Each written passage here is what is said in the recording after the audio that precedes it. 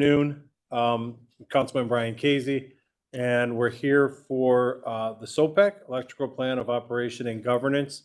To my immediate right is Luke Selfridge, who is the CEO, Executive Director of SOPEC, and joining with him to my very far right is Phil Lepla, who's the in-house counsel for SOPEC. So at this time, we're going to turn it over to Mr. Selfridge, who will give us a presentation on SOPEC. Following the presentation, we'll take any questions that we have from our people online. And then I had a couple of questions that were sent to me that I'll ask, and then we'll take anything from the audience. So, Mr. Selfridge. Thank you. So today's hearing is on the Plan of Operation and Governance as required by the PUCO, Public Utilities Commission of Ohio. I will admit up front, this is a very boring presentation. So bear with us as we work through some important work to bring this program to life. If we can advance the slides. So our agenda, we'll advance it to one more. So what we're talking about today is related to electric aggregation, specifically opt-out electric aggregation. So we'll talk about who it impacts in a few minutes, but just for process, this does not impact lines, wires, delivery of power. This is for the generation component of power. A little over 20 years ago, Ohio deregulated the energy market and allowed for folks to shop as individuals, as a community, or a group of communities. SOPEC represents a group of communities, 27 in fact, that shop for power jointly and have all adopted this plan of governance. So again, this does not impact lines and wires, and it's specifically for folks who live in investor-owned utility territories. It does not impact folks who are in public utility, municipal public utility territories, or folks who are in rural electric cooperatives. We can advance to the next slide. So we're going to talk a little more in depth, a few minutes, on some terms, one of which is renewable energy certificates. That's actually going to be a presentation here in just a minute. We can go to the weeds. So as part of our procurement of power, we have renewable energy, as has Cleveland for a decade now. We're very proud of that, and I'm going to walk through what a renewable energy certificate is, how that works, and I think the best way to do that is to allow the EPA video to play. But before we get there, just wanted to highlight 100% of SOPEC's communities are run through renewable energy. And as an aside, 100% of them are also saving money in double digits last year, this year. So we're very, very proud of both of those facts that we're able to achieve both goals very successfully. So we could play to the next slide and go ahead and watch the video. Pardon me, can we pause for just a second? Sure. I'm just noticing that the mute button is popping on and off the volume. So I just want to make sure that everybody's hearing. Can you Good to type? confirm. Yeah.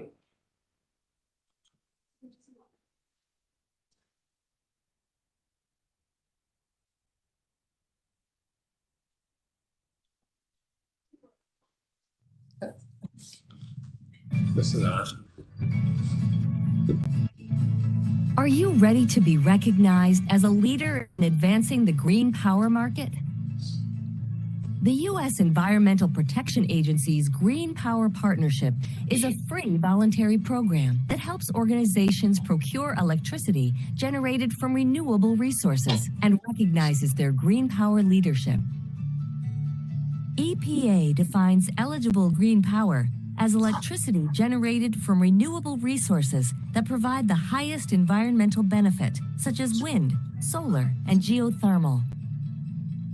EPA works with hundreds of organizations of all shapes and sizes to accelerate the use of renewable electricity, from Fortune 500 companies to small, privately owned and operated businesses, retailers, colleges and universities, and local, state, and federal agencies.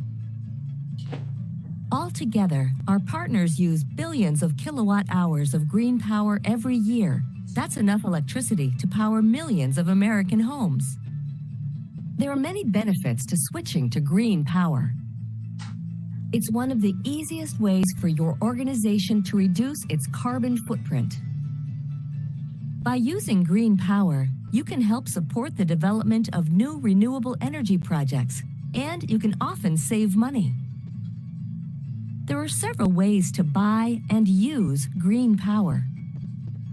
You can purchase green power directly through your utility's Green Power program. Or you can build a renewable energy project on your property or off-site and make sure to keep the renewable energy certificates so you can claim that you're using green power. Developing renewable energy projects is a tangible way to show your commitment to green power to your employees and the community. You can also purchase renewable energy certificates, also known as RECs. RECs are like a form of currency. Each REC represents 1 megawatt hour of renewably generated electricity. Buyers purchase RECs based on the type of renewable resource and when and where the power is generated.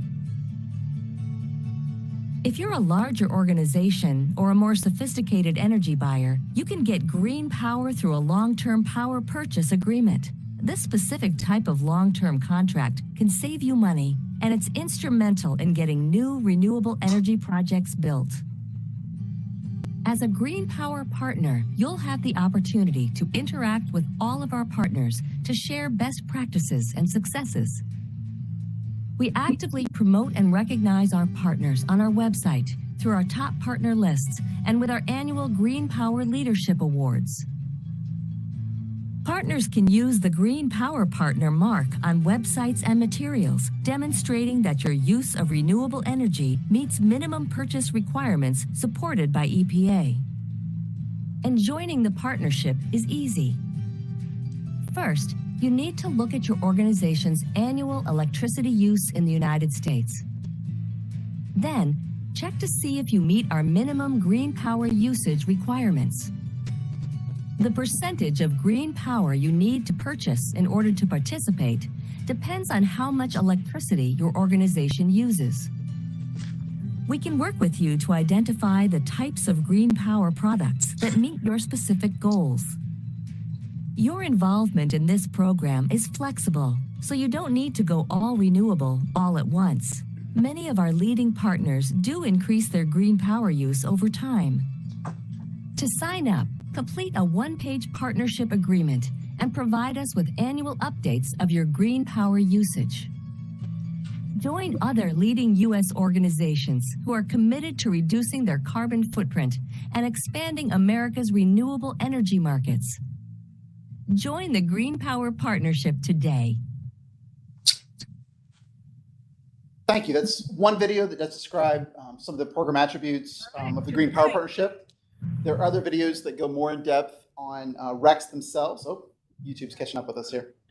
Give it a second. You're fine.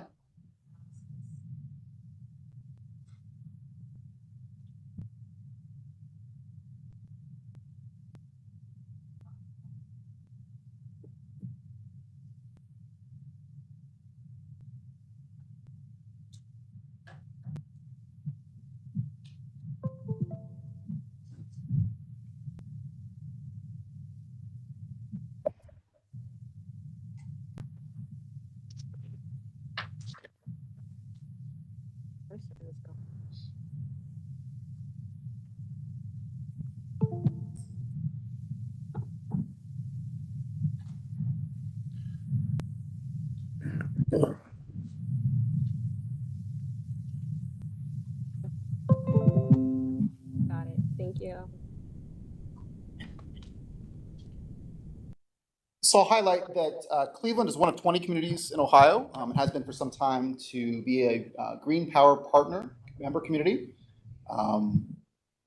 which we also have 19 communities. So Cleveland is the only community that's not SOPEC currently that's part of that program. So we're excited to work with Cleveland to maintain that status long term. Again, power is split between two different things. I'm not going to go into depth terribly on this today, but renewable energy certificates are a feature of the program as we acquire green power for the program service. So going to the next slide. So this hearing today is required by law. Again, this is the process set forth by the Public Utilities Commission and statute of how plans, all aggregation programs in the state have to be set up and operated. So we are having the second of two public hearings today. We had the first one yesterday. We gave proper public notice. The city, I should say, did. This is the city's hearing. We're here at their request to provide content today, but the city is going through that process, and that's what we're helping with today. So if citizens have questions, we can help answer those. As it relates to the plan of governance and operations is the purpose of the hearing. Next slide. Again, I mentioned there was a public notice requirement to this. So there were 2 subsequent weeks of notice in the Cleveland Plain Dealer through the city. There's just a timeline of that as required by law. Next.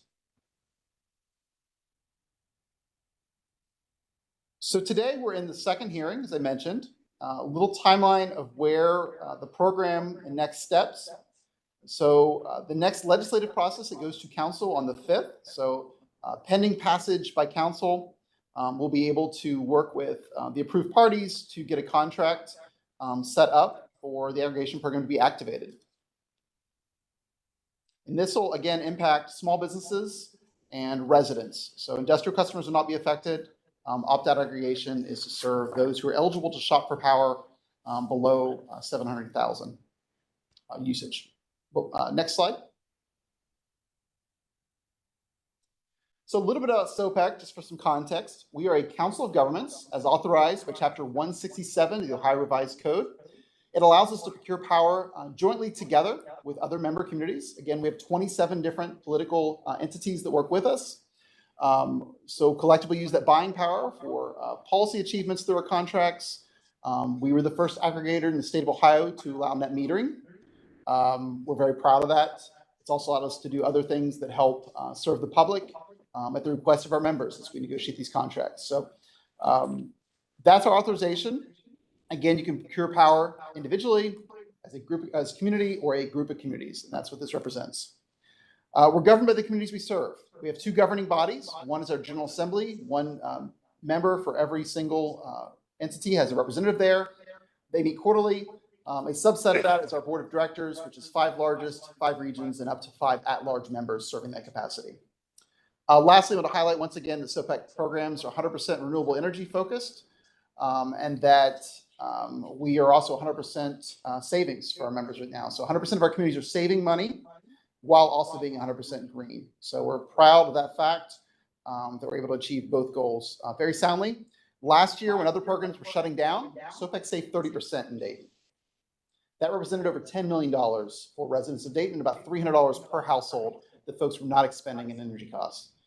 We believe that is a shining example of a program model where a community that has definite financial challenges and considerations were able to achieve a leadership role and see real savings for residents. We're very proud of that. Next. SOPEC would be the 5th largest city in the state as it stands. Cleveland will move us up that list a little bit, but we're already very large in our load and our buying power, which again, as I mentioned, gives us the ability to do really creative things as it pushes the, and I mentioned we were the first aggregator to offer net metering. Others have since followed. So we're proud to take that leadership role in that, and again, while saving folks money. Our mission is to provide power cheaply, simply, and hit our sustainability goals with that. We are a public agency, so we are a government body. We are a shared energy office between our member communities. We are audited regularly. Our meetings are public. We operate in the public interest as a government entity. Next. Going a little more in depth into the plan of governance. This document contains our structure, governance, operations, management, funding, policies, the aggregation program. These are identified by the PUCO as things that need to be in the plan, as ours has been approved by the Public Utilities Commission to do all of the following. Under SOPEC's opt-out aggregation program, electric, residential, and non-mercantile customers, again, that size threshold, so non-industrial is another way of putting that, located in member communities are included in the opt-out aggregation program unless they explicitly opt out. So folks have gone to the PUCO and been added to a do not aggregate list. If they choose to not participate in the program, if they are a PIP customer, I'm forgetting what they feel. I think that's it. Those are the broad categories of folks who will not be automatically in the program. If you have an existing contract, I should say that as well, with another supply agreement. So if you've went out and shopped for power on your own, this does not impact you. Conversely, if you find the aggregation program rate to be better than the rate you found on your own, we definitely invite you to come in the program. There is no early termination fee to our program. There is, as long as practical for the utility to enroll you, you're able to come in the program out as much as you'd like. There is a delay every time you do that, but we definitely welcome folks to come in and encourage consumers to do the due diligence. If you are shopping on the open market, as many folks are at the moment, I would encourage you to look at the programs to see what early termination fees they have, to see what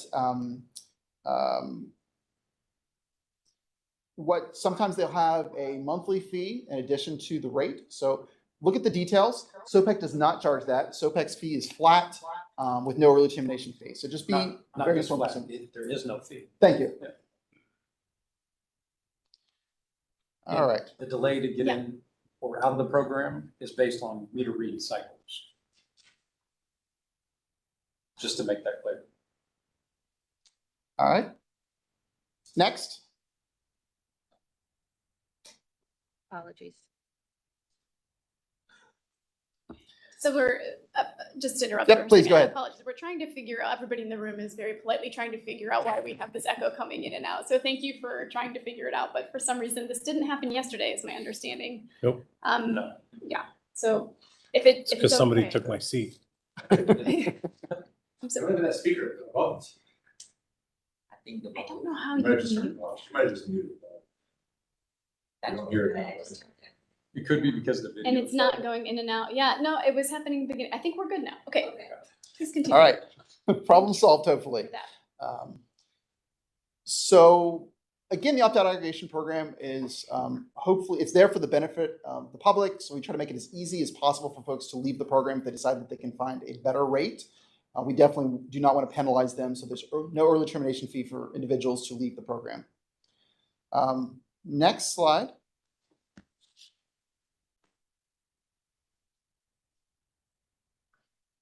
I mentioned the pooled bargaining power. So the ability of us to leverage the buying power of all of our customers together definitely helps us as we go out and seek better contracts and as we seek programs that benefit the community at large. We're looking to maximize investment. One thing that's not in here, but I'll say that we're actually working on helping that generation become local so that we can help maintain much of that benefit locally. So when it comes to renewable energy, hopefully there'll be a day we don't need RECs and we have renewable assets in Ohio that we can point to. We invest in can be used for, and we are very actively involved in discussions around energy efficiency programming. Definitely something we highly encourage. And again, folks can opt out of the program very easily with no early termination fee. Next. So the program goals are also to provide quality, reliable service to customers. Again, our program did not shut down last year, so our program is continuous, and we've been offering a quality product for some time and believe firmly in being there for the benefit of the public when we lock in prices. We also view ourselves as part of the sustainability plan, broadly speaking, for communities. So we are involved in local chambers of commerce as a member. We're a member of local Main Street programs. See ourselves as value added, and those is an important component to a sustainable future, whether it be local economic development through tourism. We want to make sure that we're there to plug in, and it may be as simple as us helping an electric car charger be part of an asset to a new facility. So we're there again as back end support for these communities, but make sure we're very involved and aware. As I mentioned yesterday, as we go to new regions of the state, we staff up accordingly. So Mr. Leplet to my right was a demonstration of that as we opened a new office and staffed in the city of Dayton.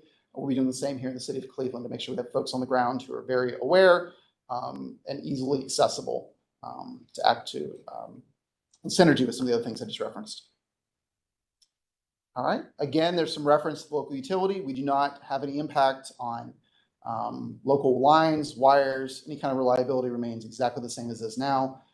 We are there as a tool to help set a better floor for the standard service pricing through our membership through the aggregation program. So an aggregated price that achieves our goals. Next.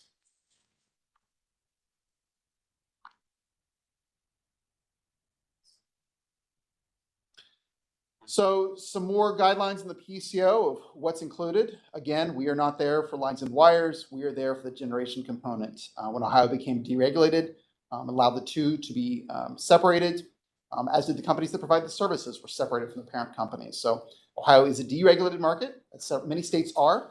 We are allowed as a community choice aggregation state to operate aggregation programs as well. And supplier charges will be primarily part of the notification process. Next. So a little bit of notification on the opt-out letters. So folks will receive a letter in the mail branded with SOPEC's name on it, telling them that the program has been activated, and explain the term length, explain the price, which for us is a minimum of 12 months, maximum of 3 years.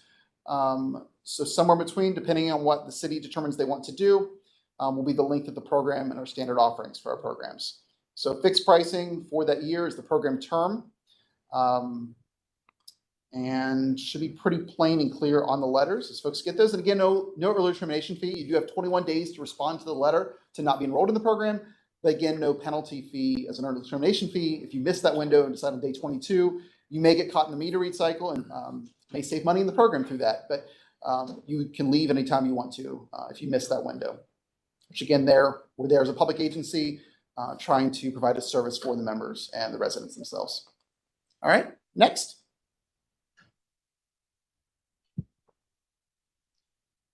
So some more details, just some of the mechanics.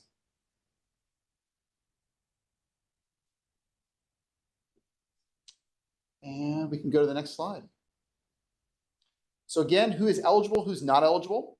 This program is for folks who are an investor-owned utility territory. So in Northeast Ohio, it's Ohio Edison. That's the illuminating company. That is not folks in CPP territory, not folks who are in rural electric cooperative territories. So folks who have the ability to shop for power also have the ability to participate in an aggregation program. This is an opt-out program, which means everybody will be automatically in the program unless they fit those other categories, including having shopped for power themselves previously, so that under an existing contract, they will not be placed in the aggregation program unless they choose to proactively be added to the aggregation program by calling one of the numbers or signing up online.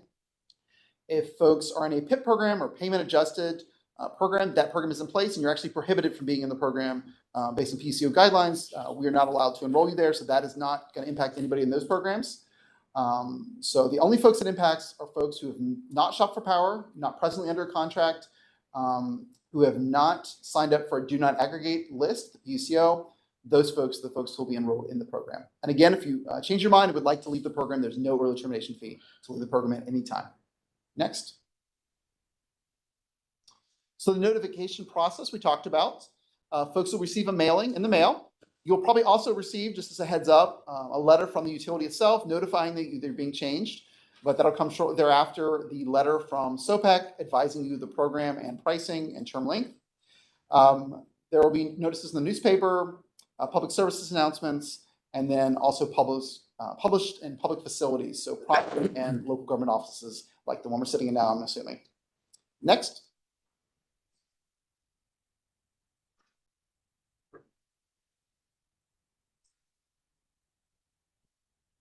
Again, the opt-out period is 21 days, so residents have the ability to leave an aggregation program within that 21-day period. But again, with our program, there's no early termination fee. So if you missed that 21-day window, lost the letter, no concern. If you would like to leave it and think you can do better on your own, you can leave on day 22. So you may get picked up in that first month just based on the meter read cycles, but there's no penalty on our side for you to leave the program at any time. So that's not a captive window of time. That's what's legally required by the PUCO. The PUCO reviews all these letters, and they actually have a 10-day review period ahead of that they have the ability to make sure it's all compliant. Next. Some more disclosures of what are going to be in those letters, what kind of notifications are going to happen. There will be a letter or a number dedicated for folks to call in, so folks will have a toll-free number they can call in if they would like to. And again, if you're within that 21-day period of opting out, this program will have no impact on you. If you day 22 or later, said you may get picked up for a brief period with the program, but hopefully you save money for that. But that's the worst case scenario on that front. Next. Again, SOPEC does not charge any early termination fees. You'll hear that from me several times today. So again, if you'd like to change, you have 10 days before it impacts you at all. Again, some boilerplate language here is required with the PUCO. Next. So the maximum you're allowed to have a program for is 3 years. So no single aggregation term is longer than 3 years. and must be at least 12 months. So it's up to the city how long they would like to lock in for, but those are the barriers for electric aggregation programs as defined by statute. Next. SOPEC suppliers. So we are a government aggregator. Government aggregators are required to have a CREST provider to actually procure the power for us. Ours happens to be AEP Energy. So there's a lot of things they have to abide by as well that this is referencing here. We will be providing customer education. So consumers will be aware, able to access our website, the city's website through Sustainable Cleveland. Should be a lot of places to find the information. So folks are very well informed and know how to access the program either coming in or coming out, and can find out a lot about the program. Hopefully be very proud of it. Next. Again, toll-free number dedicated for folks to call in. They can also call the PUCO. The number is published easily online. Again, that's the Public Utilities Commission of Ohio. They're open 8 to 5 on weekdays. The Ohio Consumers Council is also there as a resource. If folks have any questions, they can call them. They're also obviously able to call us to get information on program specifics. And again, there's the number for the Ohio Consumer Council if you have any questions on that front. Ohio Consumers Council. And then there's our number for our main line as well. Next. So here's some steps on how communities can leave the program. So at the end of the term or near the end of the term, folks can decide that they do not want to participate in our program moving forward. So there's some steps for that as it relates to the city itself. Move on to the next one. So our governance structure, again, this is part of the plan of governance. We have a General Assembly, which is our superior governing body. Every member community has one representative to that body. We also have a board of directors, and that's a subset of that group. We also have a few committees, but the board of directors is made up of the 5 largest member communities, 1 representative from each region in the state where appropriate, and up to 5 at-large members also serve on our board. Next slide. This is a little bit of the organizational structure. Just a different way of relaying the same information we just shared. So a lot of folks there to support the work. We have our internal team. We have some folks that have contract relationships with us, outside counsel. We have some experts on energy law, different governance issues we deal with. We also have an outside accounting firm. So those kind of things that you would expect where we want to make sure we have solid expertise. And then obviously our staff in-house as well. And a lot of their consultants and the like that help us support the work. Next. We are certified by the Public Utilities Commission of Ohio, and there's some requirements as it relates to that. So we are in good standing with the PUCO and happily have our certificate for electricity and for natural gas aggregation programs as well. Next. Again, some of the benefits of SOPEC and through the program design that we have market leverage, again, as one of the largest communities in Ohio on paper when you put us all together. Shared resources, administrative resources. Again, those experts I just mentioned a few minutes ago, we share those very freely with our member communities. So if you're working on a project that relates to electric chargers, solar development, we are happy to be there as support to provide that outside expertise to local governments as they're trying to explore and or develop things that are novel. I'll also share that we have a grant writing department. So our grant writing department is there with all of the federal and state grants right now in support of our communities, particularly the ones that are regionally based, where it would be a huge lift for one community to take it on their own. We're there to provide that support in a collaborative nature to meet their goals and desires with the technical expertise, and again, with a broader network to support that office as well. Next. In order to change the plan, it has to go to our General Assembly. So the board of directors have the opportunity to change it, and then ultimately the General Assembly itself, so our governing body, tweaks that in order for things to be changed and improved on occasion. So it meets our needs differently as we grow and communities' desires change. Next. Again, we do not utilize variable pricing. We do fixed term pricing for 1, 2, 3 years, sometimes maybe 18 months in between if you want to split the difference. Or 16 months, excuse me, or 18, thank you, gee, getting late in the day. But anyway, so we do fixed pricing on those in conjunction with our communities. As we're locking in price, we're in very direct dialogue with the communities so that they are very comfortable with what we're doing. Particularly if it's a new community coming online, we are in daily conversations with them to make sure they are informed on different market conditions, risk price-wise, down price-wise. And we watch the utility standard service offers very closely. So those utility auctions that set the price floor, we watch those and make a lot of our decisions very strongly based on those auction times and the auction rates and what we're seeing to make sure that we can, in good confidence, lock in rates that are going to save our members money. So we don't like to gamble looking for the bottom of that market. But if we see a chance to take savings that are significant for our communities, we definitely talk to our communities and take advantage of those to perform the program as it's designed to save folks money and utilize the green programming while saving money. So those are our objectives as we're looking for savings, watching market conditions to find those times and opportunities when they do. Next. Here's a sample of what the opt-out letter is going to look like. So there's a lot of confusing mails, especially as it relates to energy and utilities. So this is what it'll look like as it shows up in folks' mailboxes. So it'll have some legalese. We're working, there might be a cover letter with it. We're still debating if that's going to happen, but it'll have very specifics on it. So this should look familiar as folks get it. And again, if you want to participate in the program, it does not require you to take any action. Here's the opt-out letter that will be inside that envelope.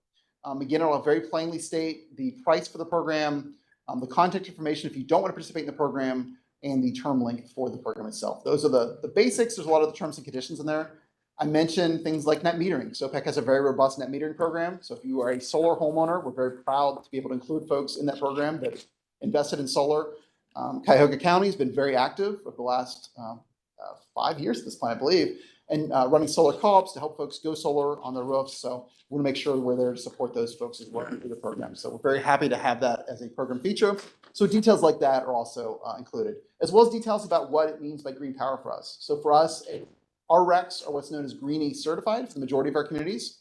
That is a national agency's product that does an audit themselves to make sure that the RECs are being delivered as promised.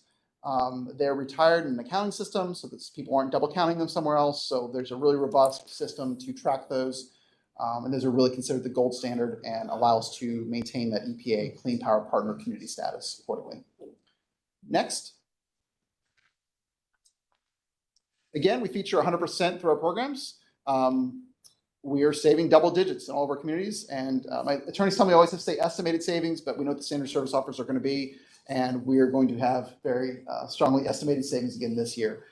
So we're very happy to report that year after year that we've been successful in achieving our goals and seeing those savings for residents. I consider that success in a program. We do have another feature I would say built in if folks are opposed to participating in a green program. We do allow folks on an individual basis to call in and subscribe to what we would call a brown power step-down option. So folks can take advantage of the aggregation program rate without participating in the green power rate. So that will be available to them as well, should folks individually choose to do that. Usually it's a pretty small amount of folks who choose to do that, but we like to have that feature in there so folks want to choose to do that, that's available to them. Next. There's some of their contact information. So again, my name is Luke Salfridge. I'm the Executive Director for SOPEC, and to my right is Philip Lepla. I'd also introduce somebody else who came in. This is one of our outside council members, Terrence O'Donnell, with the firm Dickinson Wright. So we're happy to have Terrence in the room with us as well today. All right, thank you, Mr. Salfridge. As I stated in the opening, I did receive some questions. I'm assuming that these came from yesterday's presentation, so I'll just go ahead and read them. What is the amount of SOPEC's administrative fee it is charging for Cleveland aggregation in dollars per megawatt an hour? So we can go ahead and share that. We charge, it's actually tenths of a cent per hour.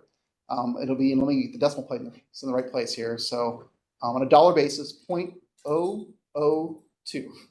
Okay. And then how much does SOPEC expect to collect in dollars for serving Cleveland aggregation for the 12-month term? It depends on how many folks participate in the program. So it's that amount based on the amount of megawatt hours that are consumed. We have a guesstimate, an estimate? We could get it. Yeah, you can. Okay. Yeah. How will SOPEC guarantee the price won't be higher than they put in their bid?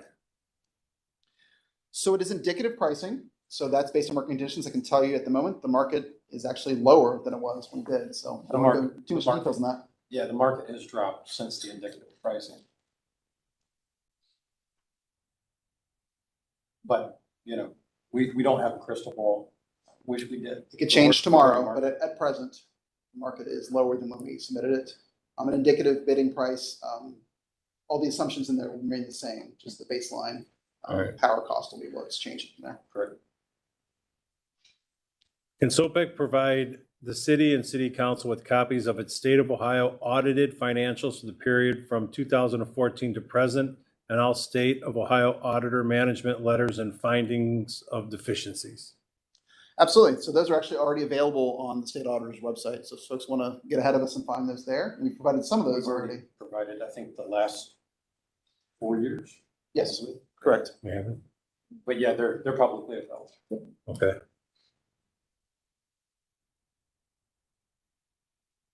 Is SOPEC's electric aggregation in Dayton supplying green certified national solar and wind RECs?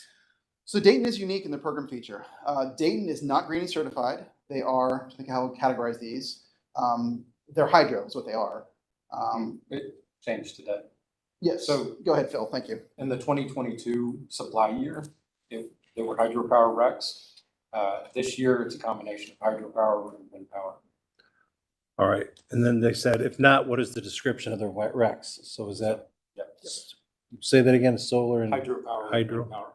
and what? Hydro and what? Wind power. Hydro and wind. Is AEP Energy Call Center open 24/7? They are not. They're open, I should have those dates in front of me. It's till I believe 7 at night on weekdays. And then there's a window of time they're open on Saturday as well. People can access electronically overnight, but the call center itself is not live. We've talked about what the abilities are, especially during the initial period. But at present, that's the way it's currently staffed. And where's their call center located? Columbus. So it's not outsourced to a Nope. third country or Columbus, anything? Nope, it's them. All right, what happens to SOPEC aggregation if AEP Energy is sold during the period SOPEC is serving Cleveland, whatever that is? So we've actually been proactive. Our contract with AEP was a 6-year contract. We had a 3-year renewal option within that. So we took advantage of that once there was some news about the totality, them being sold, and made sure we had all the protections that we could have for that, make sure that the service we're being provided was consistent and standard. The CEO of AEP's also stated that their intent is not to sell the company until a year from now. Next year's, which, given the amended legislation that Cleveland put in where it's 1/1/1, it should have no impact on Cleveland's 12-month period. Okay. We're also joined by the Director of Sustainability, Sarah O'Keefe, and the Assistant Director, I just call him Anand. So Assistant Director Anand. So do either of you two have anything to add, or are we just listening and taking notes? I think we're listening and taking notes. Okay. There was one question about the total dollar amount, which we can get back with an estimate of the total load for Cleveland. Okay. And then do we have any questions online? Yes, looks like we have a few questions. Give me a moment to grab. All right, then we'll go to Councilman Harsh and then Councilwoman Moore. And then if our Chief Operating Officer, no questions. Legal Counsel probably doesn't have any questions. You probably know it all. And then if we have, okay, all right, we'll have time. We'll make it. All right, Councilman Harsh. Thanks. I only have 2 questions. On your opt-out letter, I've got a copy of the one you sent out to date under SOPEC's Electric Aggregation Smart Choice. You say that individual customers have the option to select a 24-month non-renewable product. But they have to reach out to AEP. I was going to say that's the step-down option. Right. So my question is this, it's often touted that Cleveland's a low-income city. Do you have the ability to structure a deal with Cleveland where our residents are automatically enrolled in the lowest cost available to them from you with the option to opt into the 50% or 100% renewable, basically flip that? I think that's a policy question Yes. Yes. that we Go determine. ahead. Yeah, so I think that's a policy question we would want to take with the administration. I think we are trying to, obviously, as mentioned, with the default renewables, there was a difference of about 0.1 or 0.2 cents that was mentioned. And so My question is for SOPEC. Do you have the ability to structure a deal with our municipality that automatically defaults people into the lowest rate? Do you have that ability? We have not done that. So So you do not have the ability, or you just haven't done it? we haven't done it. I don't know if we have the ability, as I sit here, because we've not explored it. All right, so we're gonna ask the administration before Monday to come up with that answer or an answer to that on whether we can flip that and automatically enroll them in whatever you call them, brown. We called our brown step down option. Brown, Brown and enroll in brown and then opt up to the more expensive. Right. Go ahead. I think it would be consistent with the city's view of recycling, where we allow people to opt into recycling if they so choose to, and we encourage them to. And I think it has something about a 40% citywide opt-in rate to recycling. It's a pretty, we're happy about it. But instead of making people pay the higher rate and opt into a lower rate, give them the lower rate, let them opt into a higher rate for green purposes. And I bet we'll have a large number of people do that. My only other question is, on your RFP, you also said, I see that you have outside counsel from Dickinson Wright. Do you still have outside counsel from Juve Doherty as well? Yes. Okay, thanks. All right, Councilwoman Moore, do you have anything? I'm catching up a little bit on the energy credits that are being used. I'm wondering, I apologize if you explained this at yesterday's meeting, but could you go over those a little bit? Sure, and we can probably find a video. Go ahead, Phil. Could we go back to slide, I think, 3, I believe it was? And actually, the video that we showed earlier, I don't believe was the one that's in the presentation. So I think that. There's one that's more directly about this. Correct, yeah. But it goes to, I think it went to somewhere else on Can we YouTube. just show the slide?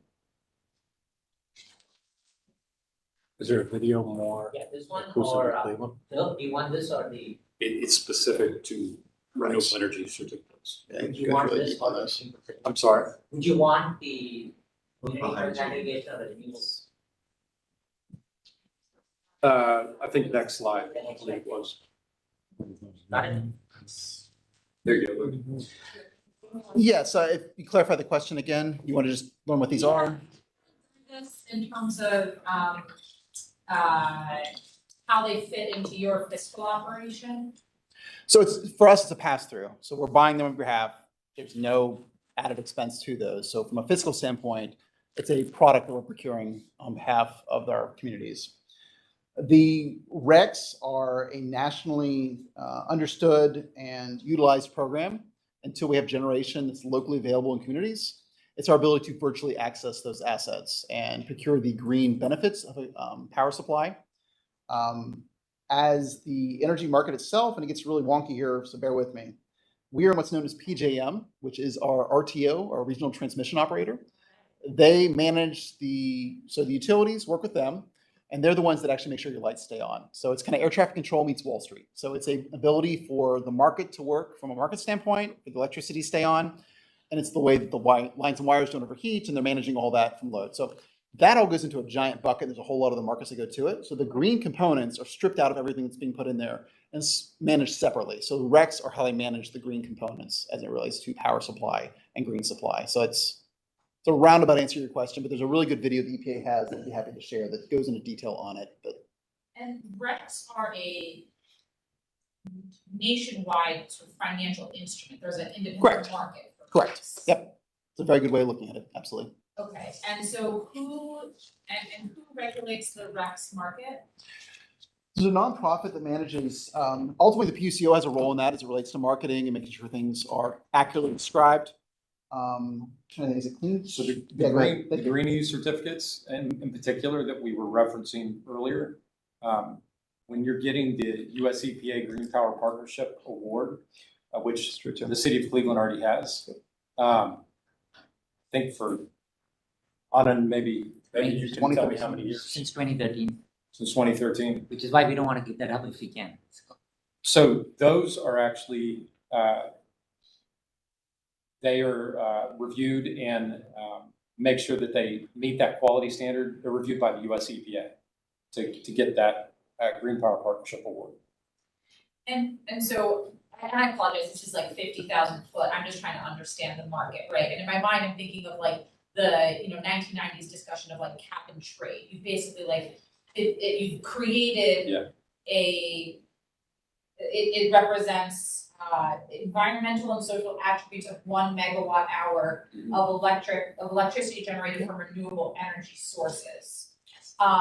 So who's buying them? Who's in the market to buy the RECs? What creates a marketplace? Yeah.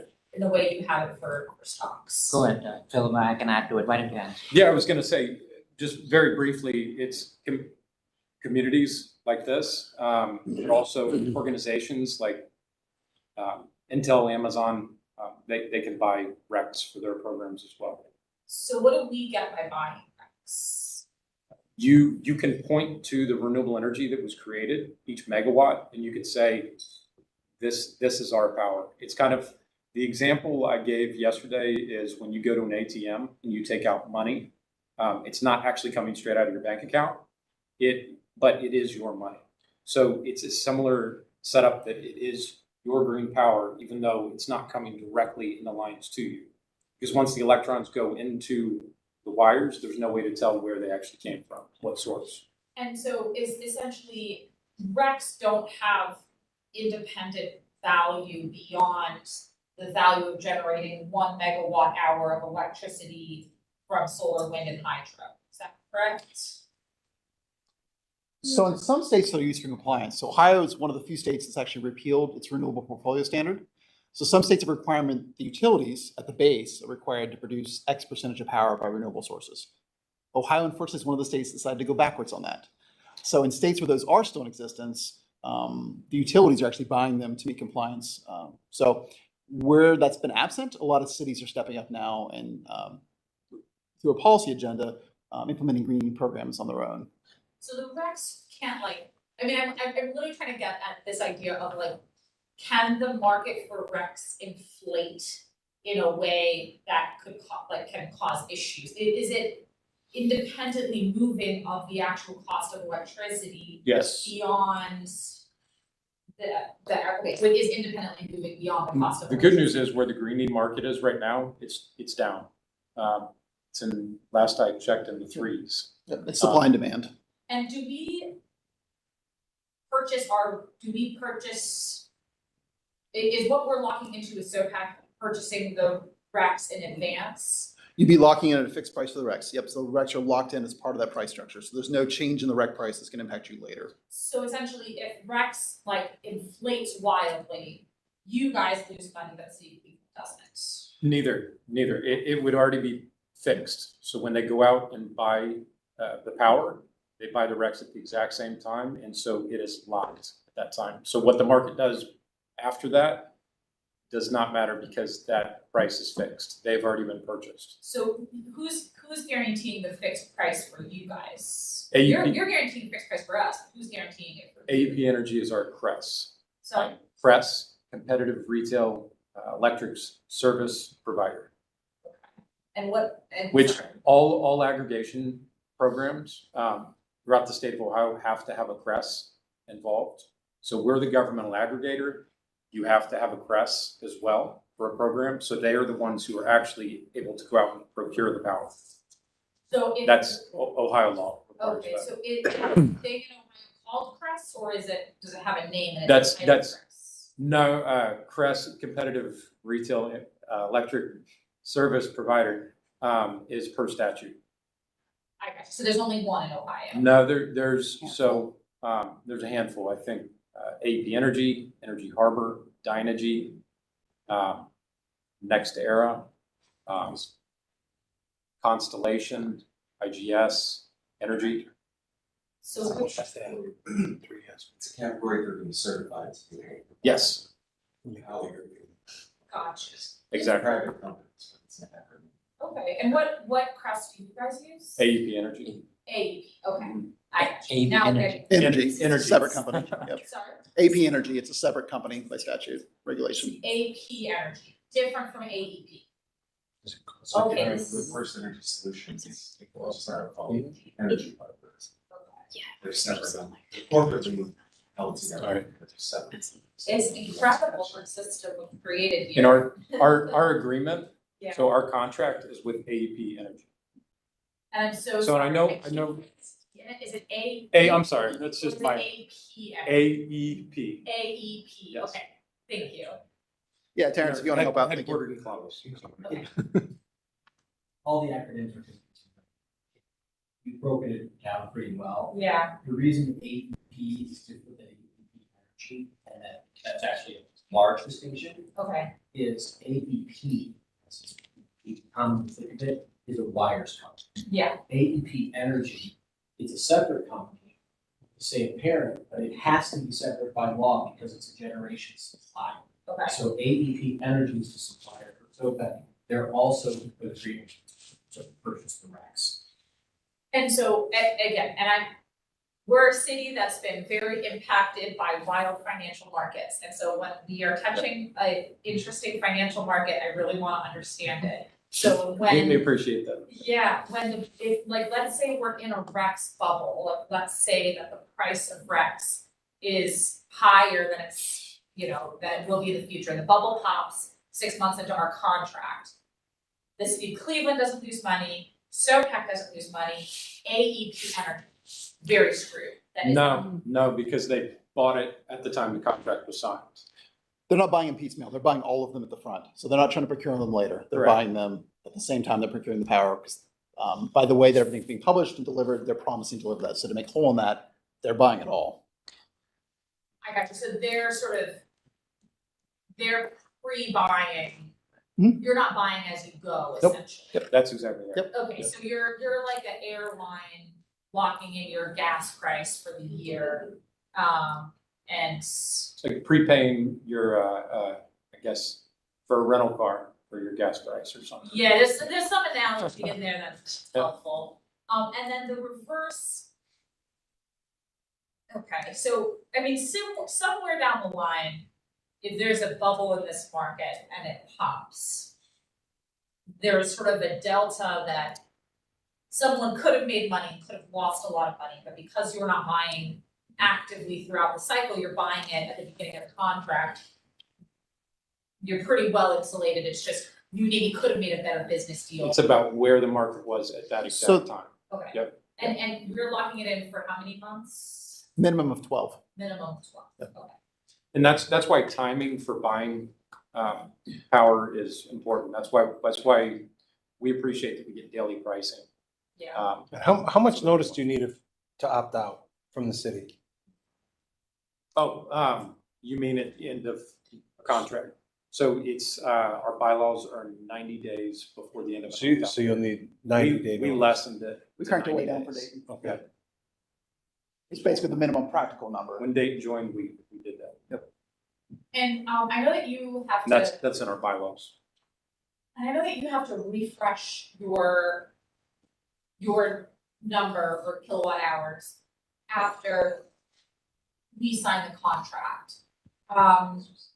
What's the current lowest price that you're offering to a city in Ohio? That's already fixed and locked in.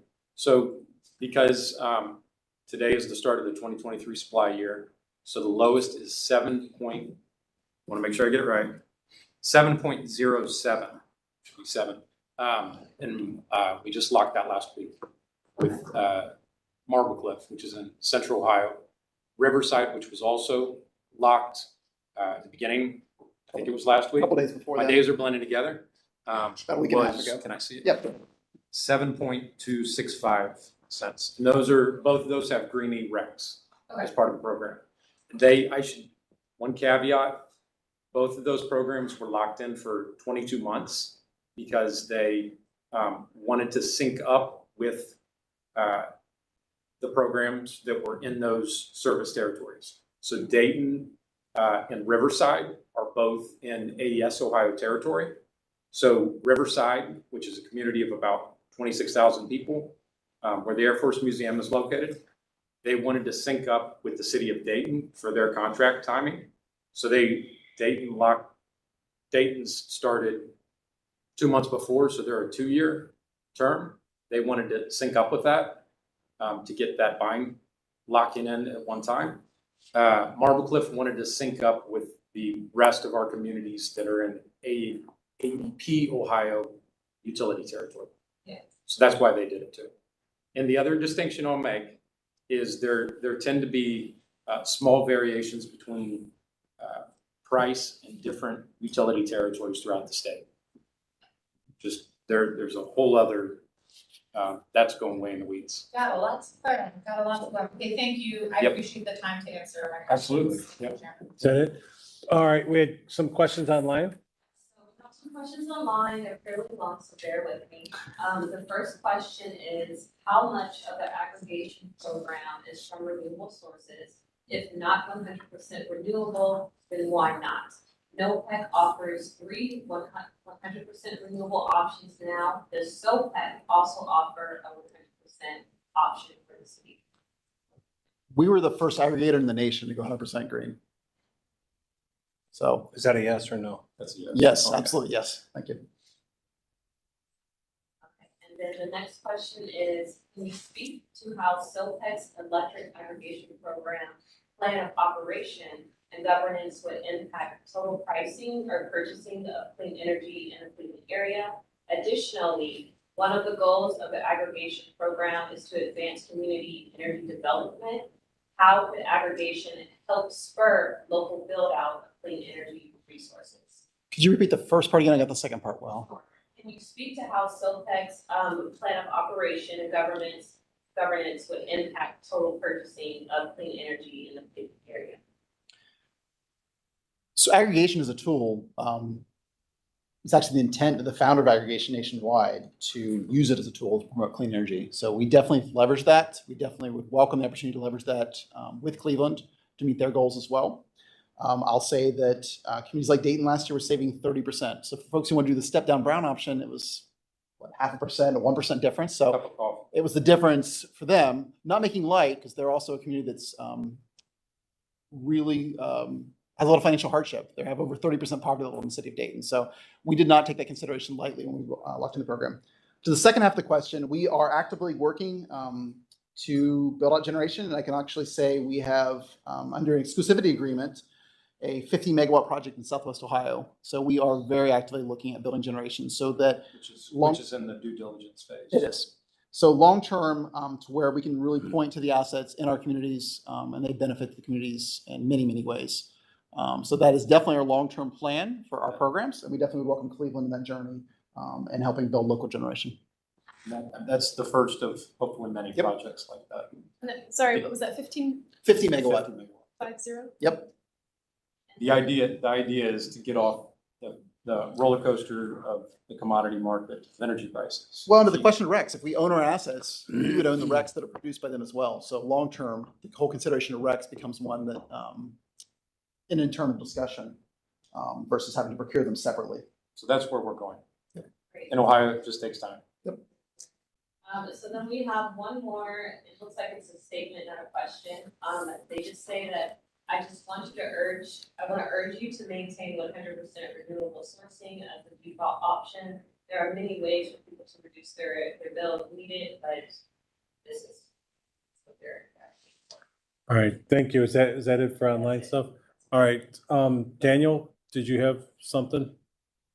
Sure, well, I will probably all want to get out of here at some point. I just wanted to ask you, so Dan Gray with Citizens Utility Board, a consumer advocacy organization. So I just want to get a couple of details, just to make sure I'm comfortable with what's going on here. So what's the indicative pricing and that you all are looking at per kilowatt hour? I'll refer to the administration. Oh, It's yeah, the sorry. process. What's the Yep. indicative pricing that you're looking at per kilowatt hour? What's the indicated pricing that we're going into? Yeah, It's if for the green default. less than 7, that is what was proposed to city council, but we have to. It was 6.9. 6.9, okay, and then. And I can tell you, the market has gone down since then. Can't tell you where the market's gonna go in, next week, but it's down since then. But so if we move quickly, but if stakeholders move quickly collectively, it could potentially slightly. So just under 7 cents, and then the SSO, the default, the option is gonna jumping up to over 12 cents, is that right? I believe 12.4. There, 12.4, it's a delta of about 5 cents per kilowatt hour. Okay, so roughly $50 a month savings by going with the current proposed aggregation. Well, we would definitely be in support of that. And then are you able to share what the other bidded price options were that came in, or is that private? We are not able to share those because we're in the active procurement. Okay, I was just wondering what the, Once it's procured though, we'll get it for you. okay, Yeah, cool. this can be public Just interested in record. what's going on in the marketplace right now. So thank you for giving me those numbers, Sure. and I think that's it. All right, so I believe this is our second meeting, so that concludes our obligation for the electric plan of operation and governance. Unless anybody else has any other questions? All right, it was pointed out on Twitter yesterday that I did not officially say goodbye when I ended the meeting. So Jennifer with the G, who is one of the documenters, I want to thank you for pointing that out. And at this time, we're going to officially Acknowledge Brittany's help. Oh, and Brittany, thank you so much. Brittany Montgomery from the staff who helped out with the electronic stuff. Thank you, Chief T.U.on. Thank you to our presenters. And we'll look forward to possibly working with you guys in the future. But I want to officially say thank you for attending the virtual meeting. We're out of here. Good night. Goodbye. Officially closing. Jennifer with the G tweeted out. You'll be happy to say I'm saying good night. Thank you. Closing the meeting. Thank you.